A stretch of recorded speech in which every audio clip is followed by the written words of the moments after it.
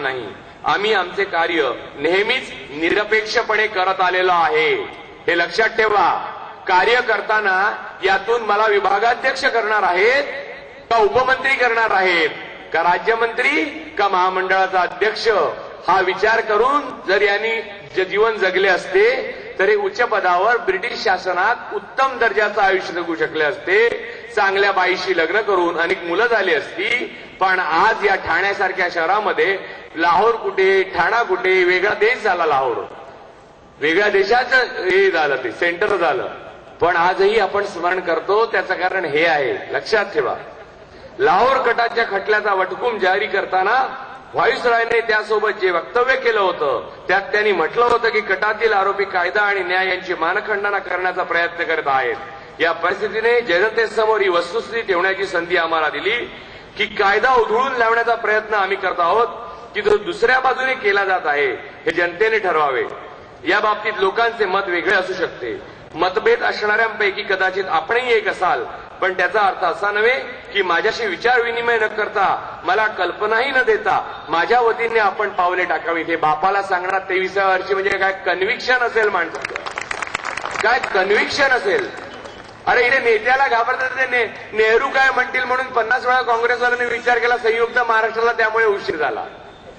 सोनिया काय म्हणतील म्हणून 50 वेळा विचार करतात आणि परत येतात. अहमद पटेल काय म्हणतील म्हणून विचार करतात. सोनिया तर दूरच राहिल्या. जाऊ दे, आता काय बोलू मी, कोणकोणांची नावं घेऊ, कशाला उगाच माझी जीभ खराब करू भगतसिंगांबद्दल बोलताना. मला कल्पनाही नाही देता माझ्या वतीने आपण पावले टाकावीत. आपल्याला वाटते तसे काही माझे पूर्वायुष्य मौल्यवान नाही. निदान मला तरी तसे वाटत नाही. माझ्या तात्विक विचारसरणीची आहुती देऊन बचाव करावा इतके माझं आयुष्य मौल्यवान नाही.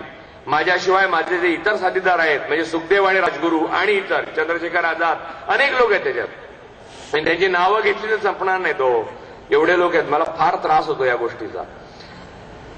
माझ्याशिवाय माझे जे इतर साथीदार आहेत त्यांचेही खटले माझ्या खटल्यासारखेच फार गंभीर स्वरूपाचे आहेत. आम्ही सर्वांनी मिळून एक सामायिक धोरण ठरवले आहे आणि शेवटच्या क्षणापर्यंत आम्ही त्याला चिकटून राहू. त्यासाठी आम्हाला व्यक्तिशः कितीही मोठी किंमत मोजावी लागली तरी त्याची आम्हाला मुळीच पर्वा नाही. पिताजी, मी फार गोंधळलोय. आपण उचललेल्या या पावलाबद्दल आपल्यावर दोषारोप करताना किंवा टीका करताना मी सभ्यतेच्या सीमा तर उल्लंघत नाही ना, आणि माझी भाषा अधिक बोचरी तर बनणार नाही ना, अशी धास्ती मला वाटते. पण माझे म्हणणे मी स्पष्टपणे अवश्य सांगेन, जर दुसऱ्या एखाद्या व्यक्तीने माझ्याशी असा व्यवहार केला असता तर त्याला मी विश्वासघातापेक्षा कमी लेखलं नसतं. म्हणजे वडिलांनी आपला विश्वासघात केला आहे अप्रत्यक्षपणे त्यांनी स्पष्टपणे सांगितलेलं आहे. पण आपल्या बाबत मी एवढेच म्हणेन की हा एक दुबळेपणा आहे, पण अतिशय शोचनीय अशा दुबळेपणा जो तुमच्यापैकी सगळे जण करतात. म्हणजे मला माहिती आहे ठाणे शहरात आहे, पुणे शहरात गेला, मुंबईत सगळेपणा, शोचनीय दुबळेपणा आणि निधन वडिलांकडे ते आहे, वडिलांनी केलेला आहे. तिथं सगळ्या प्रकारच्या दुबळेपणा आहे. भयानक आहे, भयानक. दत्ताजीरावांनी आयुष्यात सगळं पाहिलेलं आहे. आता मी काय सांगावं, मी ते तर जाता बोलता इतिहास आहे. ही वेळ आपल्या सर्वांच्या परीक्षेची वेळ होती. पिताजी, आपण त्यात अयशस्वी झाला एवढंच मला सांगायचं आहे. लक्षात घ्या, वडिलांना लिहिलंय, ही वेळ आपल्या सर्वांच्या परीक्षेची वेळ होती पिताजी, आपण त्यात अयशस्वी झाला एवढंच मला सांगायचं आहे. मला जाणीव आहे की दुसऱ्या कोणाही अव्वल देशभक्त एवढेच आपणही देशभक्त आहात.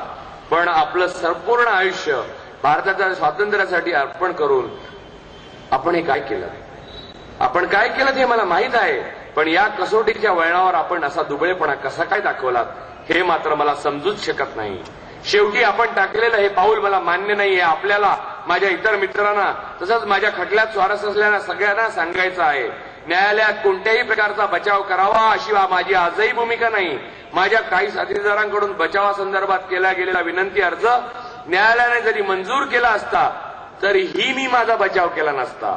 उपोषणाच्या काळात ट्रायब्युनलला माझ्या मुलाखती संदर्भात मी जो अर्ज दिला होता त्याचा चुकीचा अर्ज लावला गेला आणि मी माझा बचाव देऊ इच्छितो असंही वृत्तपत्रात प्रसिद्ध झालं आहे.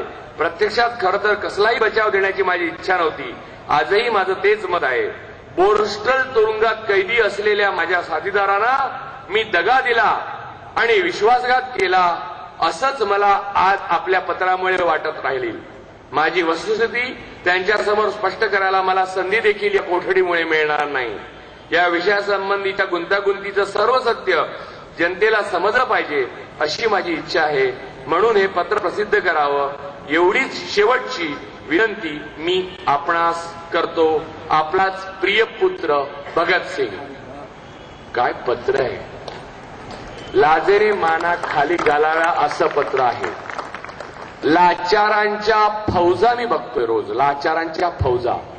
त्याच्यासमोर ही अशी पत्र, हे लेखन सुखदेवांची त्यांचं लिहिलेलं पत्र इतकं जबरदस्त आहे. पण आता मी सगळं वाचू शकत नाही.